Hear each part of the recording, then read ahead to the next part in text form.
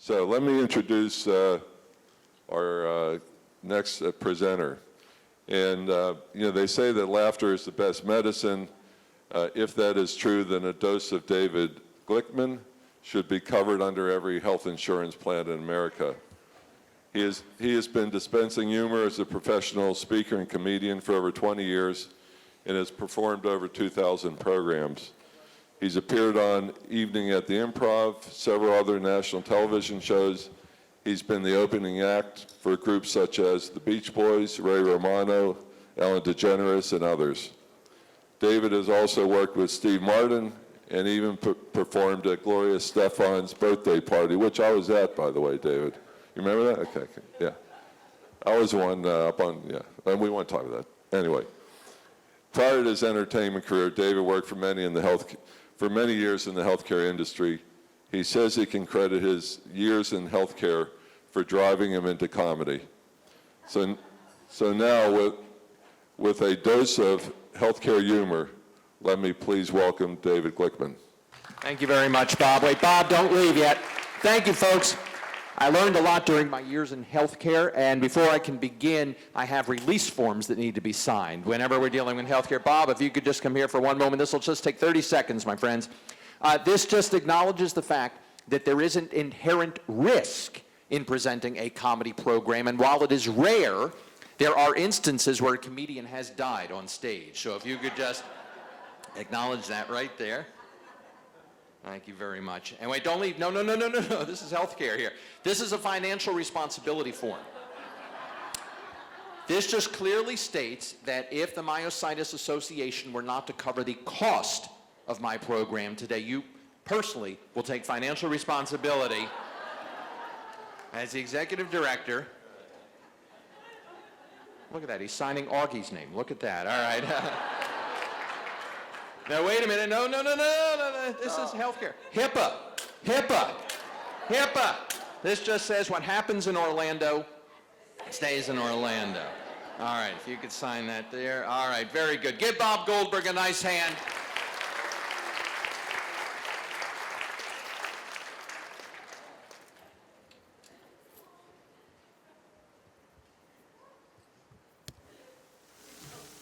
Well, this is, and Bob, I'm going to tell them what happened when I got here yesterday. I live in Tampa, Florida, not far from here at all, but I always like to come over the day before. And I got to the hotel, I guess mid-evening last night, and Bob greeted me out in front of the hotel here at the Caribe Royale. And we're standing there getting ready to walk in, and as we're standing there, we see this man approaching the front of the hotel. And it's obvious he was not here for the TMA conference. To be honest, he did not look like a hotel guest. The gentleman looked like he might possibly be homeless. His clothes were ripped and tattered. The soles on his shoes were flapping in the wind. And Bob Goldberg, God love him, Bob Goldberg reached in his pocket and he pulled out a huge wad of bills. And he took the rubber band off the bills and he handed the rubber band to the man, said, "Here, put this around your shoe. It'll stop the flapping. It'll stop the flapping." And tears came to my eyes.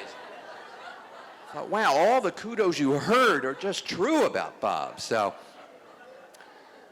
and I'm glad this worked out. I know I should tell you, I am not being paid for today. I'm receiving something far more valuable than money.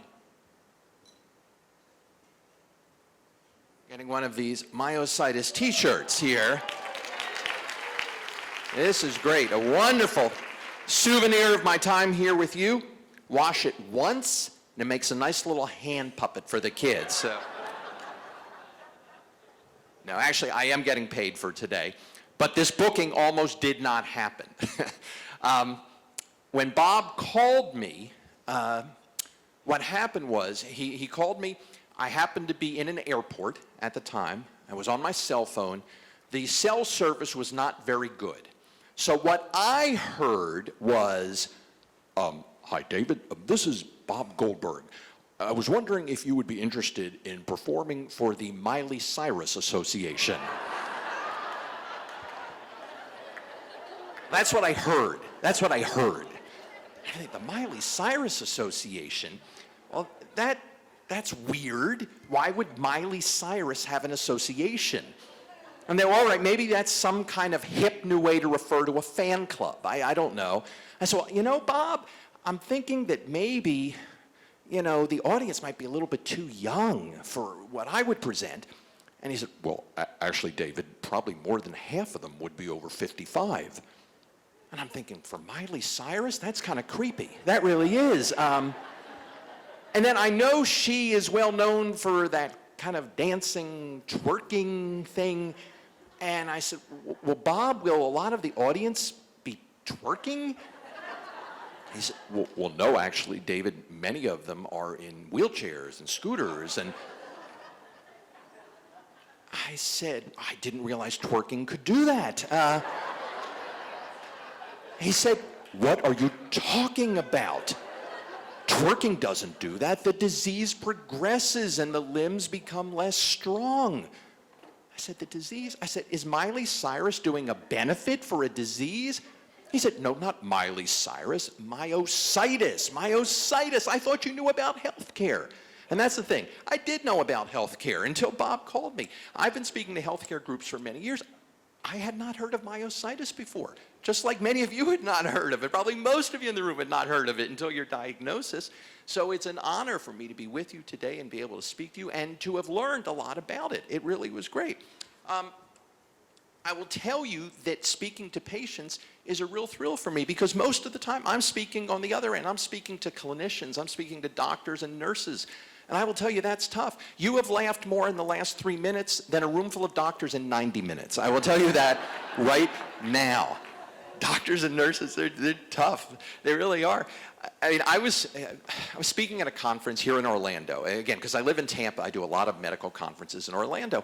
Speaking to a nursing conference not too long ago, right just up the street on I Drive, the Orange County Convention Center. This nursing group was the American Society of Peri-Anesthesia Nurses. This is about 2,000 pre-op and post-op nurses. But it was very, very strange. They would not allow me to have anything to eat or drink after midnight before my keynote in the morning. I said, but I'm your speaker. They said, we have protocols. And then they wouldn't allow me to leave after I finished until I could demonstrate that I could urinate. So, very odd, but. Now, I will let you in on a little secret. Whenever I'm speaking to a physician's conference, if my keynote is booked for, let's say, 3 p.m., I make the docs sit there till 4 p.m. Yeah, I do. And then I come running in. Oh, sorry, I'm late. Oh, we had some joke emergencies. Sorry. So what brings you to the conference, Doc? So, let me throw it off there. All right. So I'm thrilled to be here with you at the Caribe Royale. Caribe Royale, for those who don't know, is a French term that means freezing hotel. It's the literal translation of Caribe Royale.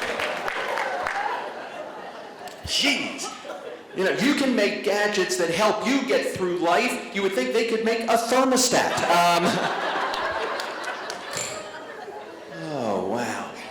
And I'm thrilled to be here because this is the only gig I had this week that was not canceled. No, you're laughing. No, when you're a speaker and an entertainer, these things book out many, many months in advance typically. And of course, as months go on, things change. I mean, Bob, I think we booked this, 7 months ago? I don't know, something like that. I mean, things change. A case in point, I wrote these down. Yesterday, I was supposed to be in Los Angeles to perform at Ben Affleck and Jennifer Garner's anniversary party, and that was canceled. Friday, I was supposed to be in Miami for an event for Jeb Bush's campaign. They were celebrating Donald Trump pulling out of the race, and that was canceled. Tuesday, I was supposed to fly to China. My first time in China. I was so excited. We were going to a luncheon celebrating the strength of their currency, and that was canceled. So I'm glad this was not canceled. I'm thrilled to be here. I also wanted to say a special welcome to any of our Jewish attendees and say Happy New Year. Tonight for Jewish folks begins the Jewish New Year, which is called Rosh Hashanah, or as someone said to me in the hallway, Happy Rosh Hashanah. So Don't know what that meant. But anyway, I'm guessing here for the conference, most of the budget for the TMA conference went into, I don't know if you can see this amazing stage decor that they have put up here for my show. And it's hard to see on the other side. There is a matching one here too, so very, very nice. I'm glad I actually found this room. You know, this conference center is huge, as you may know. Do you know this morning there is another group meeting here also called TMA down at that end. I went into the wrong room. It was Teamsters Marketing Amway. I mean, I was in there. I bought $200 worth of stuff before I realized it was the wrong room.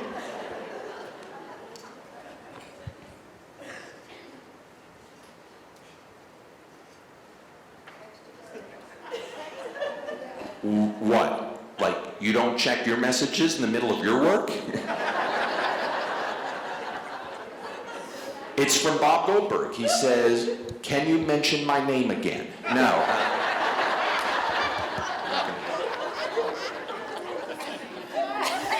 During the Q&A, I don't know, I think Bob said it, 50,000 to 75,000 estimated folks in the U.S. with myositis. That's huge.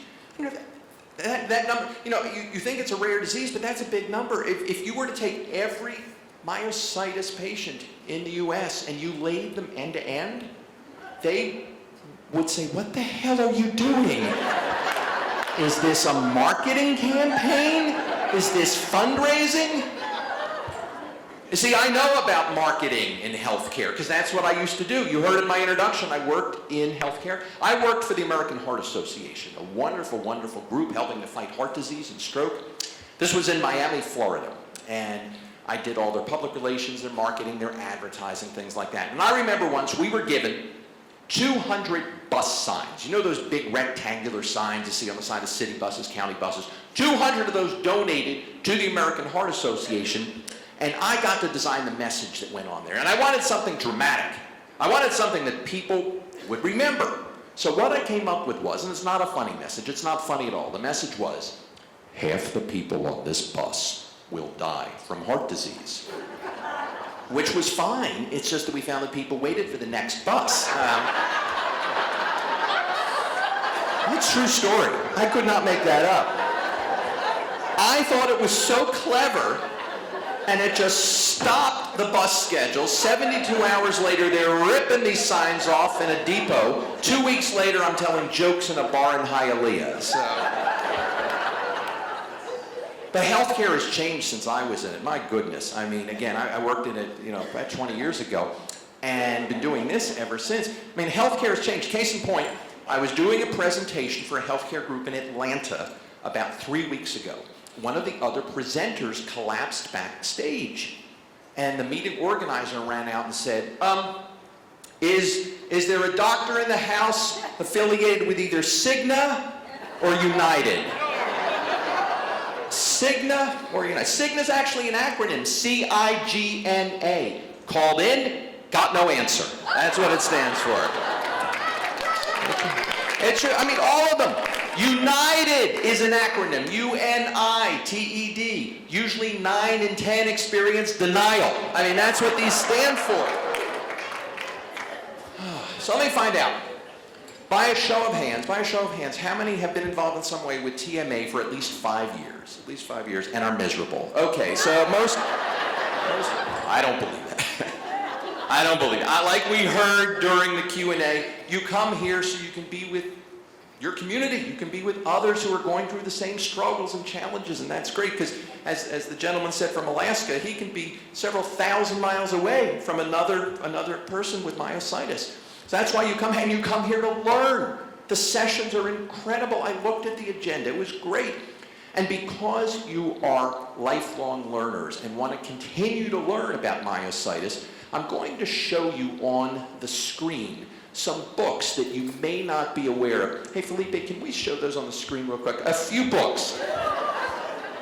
Just a few that you're probably not familiar with that I think you might find very, very helpful. This first book I'm going to show you is for a few of you in the room, some of you in the room. It's a book that after you're first diagnosed, you could give to your family and friends because they don't know this either. It's correctly pronouncing dermatomyositis for dummies. Easier than polymyositis, but dermatomyositis is much more difficult. And no matter what type of myositis you all have some of the same challenges. Like, here's a book that can help you in the spirit of the 7 habits, in the spirit of how to win friends and influence people, we have How to Win Feuds and Intimidate People, the guidebook for appealing insurance claim denials. Now, I know that sometimes physicians can be challenging. Not all docs. No, we have some wonderful ones with us here today, but some doctors are difficult. Here's a book to help you explain the way that many of them think. Chicken Soup for the Egomaniac Soul. You have to get into their heads to work with them. But sometimes doctors' offices can be very stressful. It's crowded and the staff are like, where's Waldo? No, seriously, where's Waldo? What exam room did we put him in? You know, look, after you get diagnosed, you've got to have a lot of patience. You really, really do, as you travel this journey with myositis. And a lot of people, when they're newly diagnosed, they're not used to going to doctors a lot. This is new to them, and they don't necessarily have the patience. I mean, you remember that old book, The 1 Minute Manager? They're like, it's been 1 minute since I checked in, and I want to see the practice manager. You know, they're just trying to figure out how this all works. They really are. And some of the books I think you'll find that are very, very helpful. Here's one that's still very popular, 50 Shades of Greed, How Pharmaceutical Companies Price the Newest Myositis Medications. What are they thinking? I mean, of course, some drugs have been around quite a while and have their own set of challenges, lots of side effects. The 7 hassles of highly annoying prednisone. You know, it's just, you know, some of these things. Now, some things are so confusing we have to bring it down to a child's level. That's why we have this one, Harry Potter and the Mystery of Stem Cell Therapy. You know, people just aren't sure. They're not. Now, if you like the kids' books, I've got more of those. If you give a mouse a cookie, ask him first if he has trouble swallowing. Please. Ask him first, you know. You like the kids' ones. I got more of those. Okay. Curious George tries to modify his bathroom himself. Not a good idea.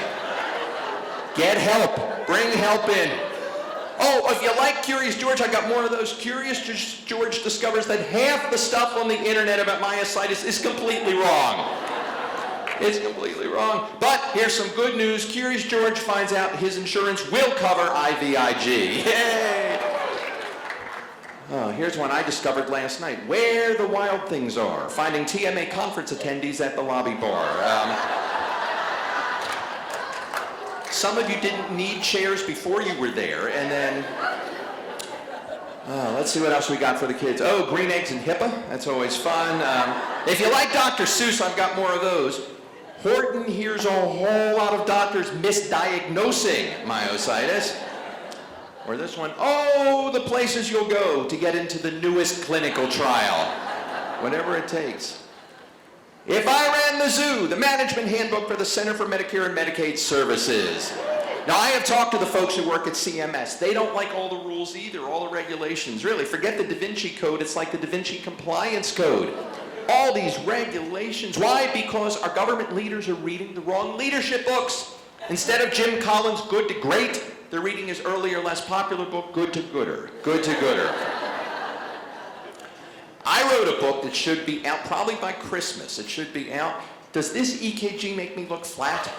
Does this EKG make me look flat? I have a cousin who's an optometrist. He just wrote a book. Blink. Blink again. Okay, better. 1 or 2. 1 or 2. That one's not that funny, but I call him after every show. I just tell him, yeah, I did the joke. No, they didn't laugh. So, but I just still keep doing it. Now, you know, most insurance companies, you may not know this, most of them meet once a week to discuss appeals that have been filed. And the staff who lead these weekly appeal meetings, they're not necessarily the brightest people. That weekly staff meeting is like Tuesdays with morons. Tuesdays with morons, an agenda, an interruption, and a waste of time. And that is why this last book I'll show you is everybody's favorite. Men are from Mars, women are from Venus, health insurance companies are from Uranus. So those are some books.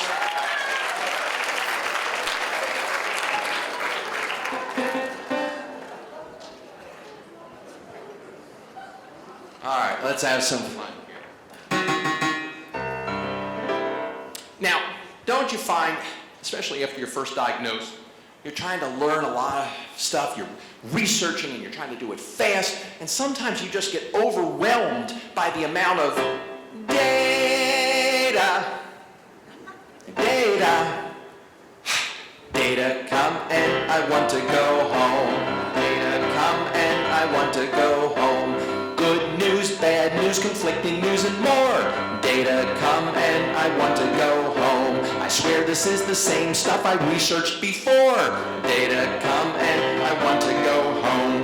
Different kinds of myositis, learn all of them. Data, come and I want to go home. But Google gets confused when I type IBM. Data, come and I want to go home. So think of that song the next time you're researching stuff. And I mean, health insurance companies, even for some of the forms of myositis that aren't, that prevalent, it's like, oh, the weather outside is frightful, and this rash on my skin is a sightful. But for an insurance claim to go, I'll let it grow, let it grow, let it grow, so my claim won't be rejected. I'll just wait till it's infected. I'll have less red tape, I'll let it grow, let it grow, let it grow. Well, it's true. Sometimes you just have to work it and say, no, thank you, no, that's fine, no, let it out. That's what this closing is about. We want you to have fun. And it's funny, I was talking about physicians before. Most of you deal with very caring physicians, but, some doctors aren't very good at accepting change. And as new research comes in about myositis, I was like, no, I've been dealing with this. I know how to treat myositis. These are docs who need to be open to new ideas, to what's cutting edge. Some doctors just don't like change. They're the ones that are like,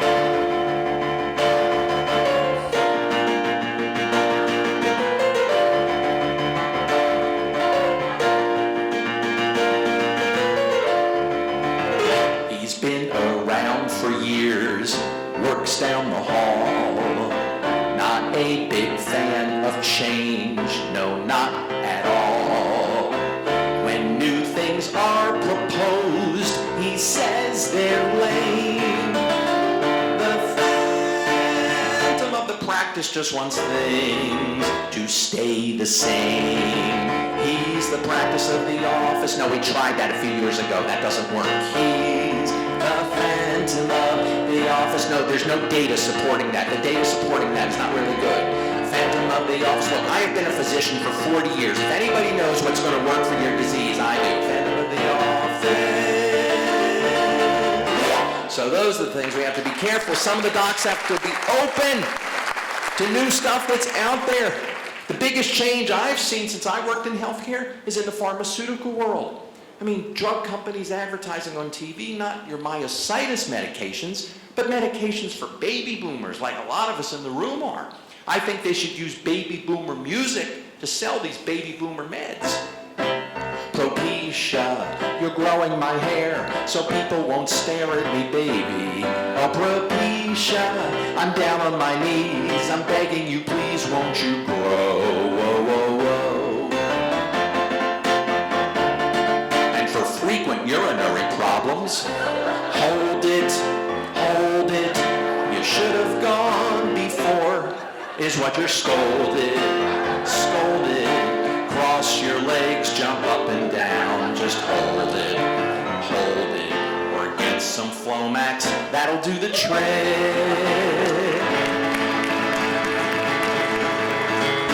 Viagra, whoa, Viagra, no one will know unless you tell them so. It's magic, almost like a trick. The things it'll do to your difficulty. Keep it nice here. Well, you've got all these drug companies advertising on TV, and then your insurance companies, they're advertising for Medicare Part D. It's like, at the copay Humana, we've got more drugs than Carlos Santana. At the copay Humana, there's no need to be wary of our formulary. At the copay, our drugs you'll love. what's going on. It makes it difficult. It really does. Oh, thank you. You're too kind. No, like I say, going and speaking to patients, no, thank you, no. This is so much more fun than speaking to physicians because you're the ones actually having to deal with all of this. Doctors and nurses, their biggest stressor is, how old is that picture on my name badge? Just how many years has it been? How old is that picture on my name badge? The one where I've got just one chin. That's not stressful. And physicians who deal with a progressive disease, in my experience, seem to be more caring. They're more passionate, they're more patient. When you're talking to docs and nurses who are in acute care situations, in hospitals and ICUs, they're a little more uptight, they're more stressed out. I was speaking at a hospital, and actually contractually, I'm not allowed to tell you the name of it. It's so weird. I can tell you that it was a clinic, and it was in Cleveland. But other than that, I can't tell you anything else. It's so weird. But I was touring their cardiac wing. A lot of stress there, a lot of stress. The nurses were so uptight. They were singing, "So long, farewell, your heart has stopped its beating. We'd like to help, but we are in a meeting. Goodbye." That's just wrong. On that floor, when a patient died, the nurses were singing, "One less bell to answer." That's just wrong. And yet you're laughing, and I find that distasteful. If anyone could be empathetic, I would think patients could. It's funny, Bob was telling me some of the conference planning, and I said, well, am I the comic relief, and what's going on? He said, yeah. He said, someone on the board, and he wouldn't tell me who, had suggested that one of the activities be country line dancing.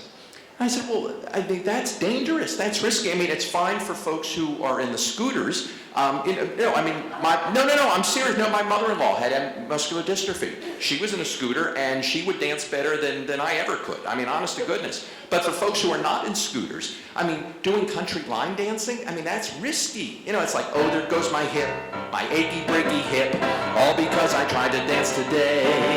A fall and then a slip, broke my achy, breaky hip. Now I hope my Medicare will pay. That's not working. It's not. It's funny though. A lot of people expect me to talk about the Affordable Care Act, but I don't get into politics or anything like that.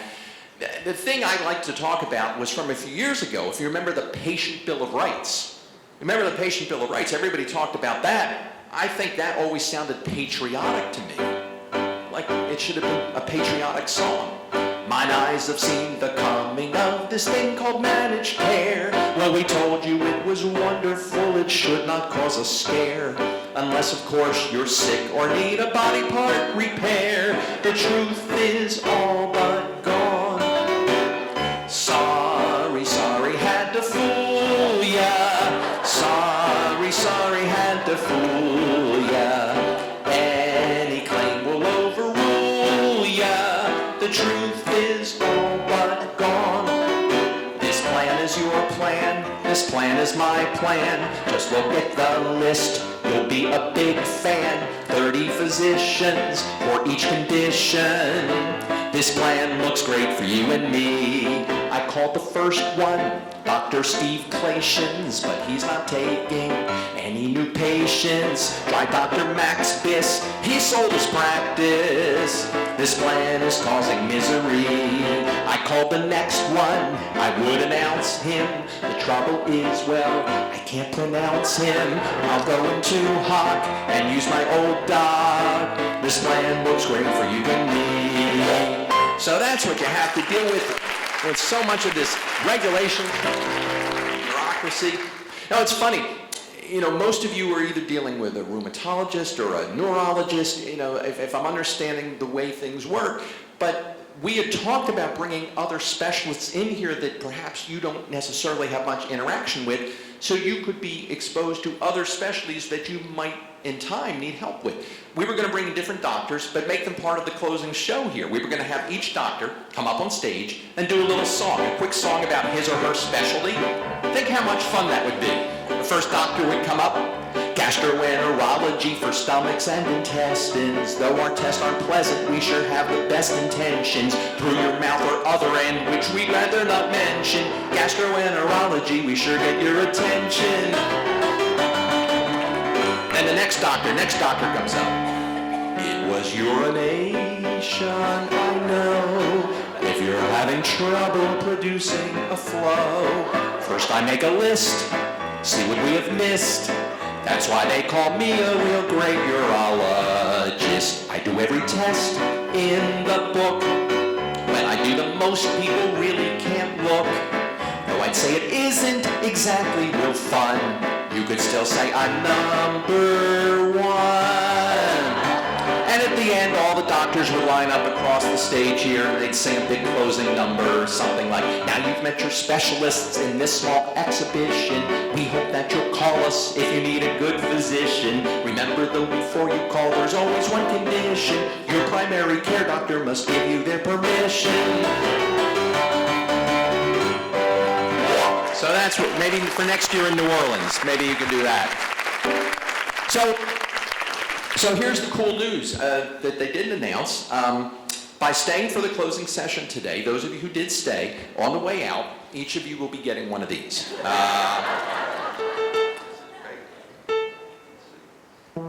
I'll show you some of the stuff you can do. Those of you who are in motorized scooters, if it doesn't have necessary, I know some scooters have this feature, but if it doesn't, when you're backing up, you can do this. It helps you do that. It's wonderful. And for those of you who are not in the motorized chairs, and even if you are, this is great in the grocery store. You take this to the checkout line, you never pay for food. I've been using this for 20 years, it's great. Oh, I rang it twice. Oh, I hate when I do that. It's also great at baseball games, like I say. I take this to all the ball games. I live in Tampa, Florida. I take this to the Rays games. With this thing, it's so cool. You can get any seat you want. Actually, you don't need this. You can still get any seat you want. But you know, it's not important. It really... It's also great when traveling. Last Thanksgiving, my wife and I took a wonderful trip with our kids. We have two boys, 10 and 12. Not 10 and 12, now they're 12 and 14. You know, it's funny how those years happen. No, it does. Well, my wife and I were married for about 10 years first, then we had kids. So we did the empty nest thing first. We just got it out of our system. We did that, but our kids are 12 and 14 now. But when we went on the vacation over Thanksgiving, we went to New York City. We had not gone as a family. And we had wanted to see the David Letterman show. He was going off the air in May, as you might recall, and it was very difficult to get tickets for those last few months of Letterman's show. And I thought, well, wait, I've got the keyboard here. I bet I can sneak us in to see the show. And it worked. It worked. Let me show you how I did it.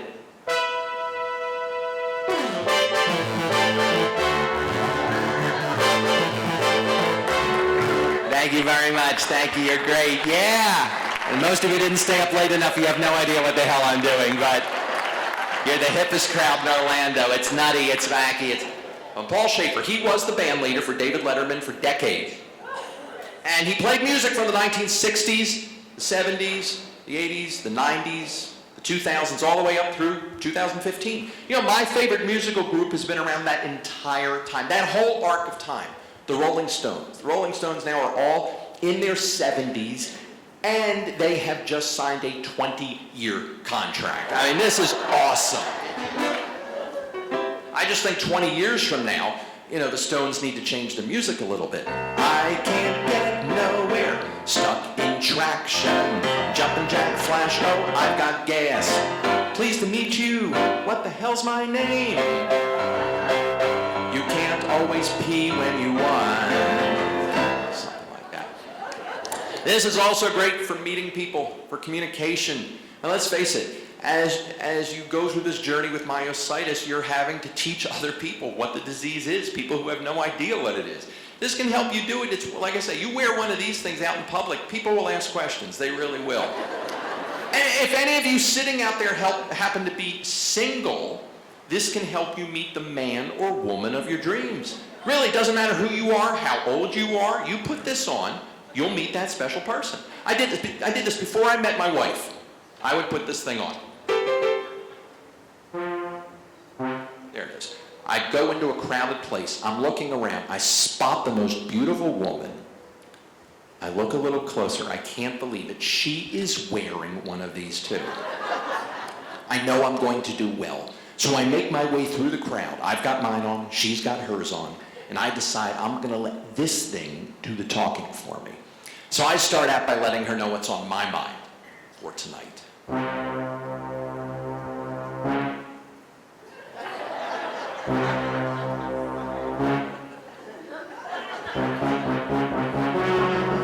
Well, this doesn't bother her. She lets me know what's on her mind for tonight.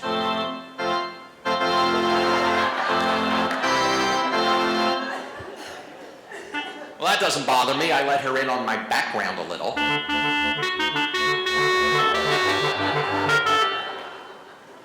Then she lets me in on her background a little.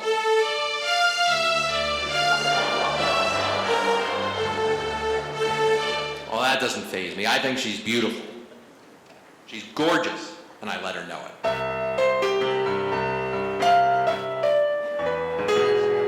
But then she lets me know what she thinks of my looks.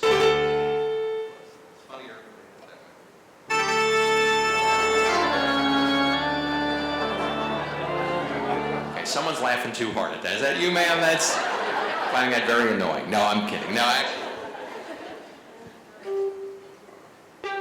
actually, at that point, I asked her if maybe she would like to have dinner with me.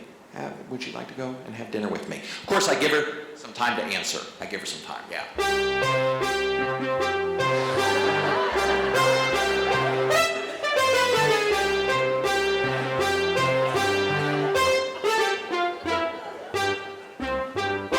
Your answer, please. Well, not only was her answer yes, but the two keyboards here went out too. And they had a great time. They had a great time. I know this because I get this phone call about 9 months later.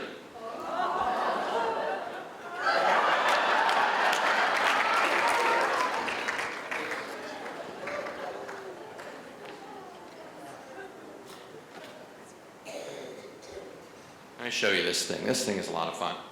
It's called a melodica. If any of you have watched Stephen Colbert's show, his new show, his band leader uses one of these. But I have had this thing forever. I've had this thing since I was 13 years old. A melodica, spelled M-E-L-O-D-I-C-A, melodica, is made by the company Hohner. Anybody know what Hohner makes? Anybody know? Right. Washing machines, that's correct. And it's, no, harmonicas, you're right. And it has some of the same components as a harmonica, because it sounds exactly like a harmonica, because they're putting the same parts in there. So, I've had this melodica since I was 13. Now, when I was 13, I wanted to be in a rock band in the worst way. And my friends all said, yeah, with this thing, it'll be the worst way. But ever since I've been a kid, I've always believed that attitude drives approach. Your attitude drives your approach to everything. If my attitude was right that I could rock out with this thing, that's how I'd approach it. And that's what I hope you're able to take as you go through this journey through myositis. I mean, I learned that from my dad. My dad was a double amputee from World War II. He lost his left arm and his left leg, but his attitude drove the way he approached everything. And it was with humor and with stick-to-itiveness and a belief that he could do anything. He really could, no matter what challenges he had. The attitude drove the approach. Same thing with my mother-in-law with muscular dystrophy. The attitude drove the approach of everything. You can't change the cards you've been dealt. The only thing you can change is your attitude. It's true. And my attitude with this, if this was the only keyboard I had at 13 years old, my approach was going to be, all right, let's have some fun. Let's rock out with this thing. So give me 1 minute here. Felipe, go ahead, hit that track.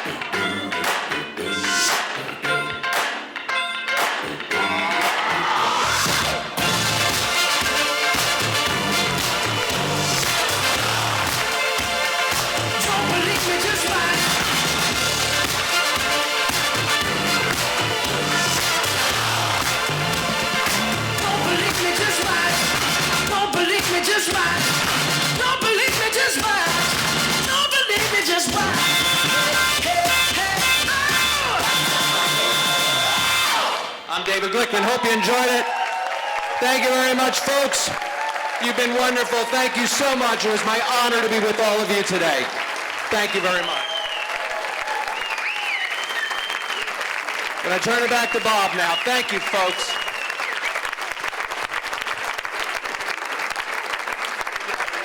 David Glickman, give another hand.